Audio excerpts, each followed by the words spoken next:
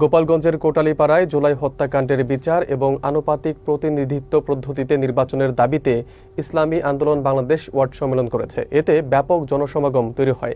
বিস্তারিত থাকছে হোসেন আলীর তথ্যচিত্রে। শনিবার বিকেল ৫টায় কোটালীপাড়া উপজেলার ৫ নম্বর রাধাগঞ্জ ইউনিয়নে আয়োজিত এই সম্মেলনকে ঘিরে এলাকায় গণমিছিল, মোটরসাইকেল শোভাযাত্রা এবং প্রচারণা চালানো হয়। সমাবেশে অংশ নেন ১,০০০-এরও বেশি মানুষ। সভায় সভাপতির বক্তব্যে আলহাজ ইঞ্জিনিয়ার মোহাম্মদ মারুফ শেখ অভিযোগ করেন, একটি মহল ঈর্ষান্বিত হয়ে কোটালীপাড়া, টুঙ্গিপাড়া সহ বিভিন্ন এলাকায় মহাসমাবেশের ব্যানার ছিঁড়ে ফেলছে।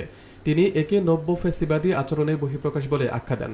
আলহাজ ফরিদ আহমেদ জানান, ফ্যাসিবাদ বিরোধী আন্দোলনে অংশ নেওয়া বিভিন্ন রাজনৈতিক দলের নেতাদের আমন্ত্রণ জানানো হয়েছে এবং তারা তা সাদরে গ্রহণ করেছেন। এ সময় ইসলামী আন্দোলনের মুখপাত্র ও কোটালীপাড়া, টুঙ্গিপাড়া আসনের সংসদ সদস্য পদপ্রার্থী বলেন, গণহত্যার বিচার ও প্রয়োজনীয় সংস্কারের পর তারা জাতীয় নির্বাচনে পিআর পদ্ধতির বাস্তবায়ন চান। সম্মেলনে ইসলামী আন্দোলনের উপজেলা সহসভাপতি নাইম আলী, মাওলানা মিজনুর রহমান সিরাজি, দীন ইসলাম সাধারণ সম্পাদক সহ ওয়ার্ডের অন্যান্য নেতৃবৃন্দ উপস্থিত ছিলেন।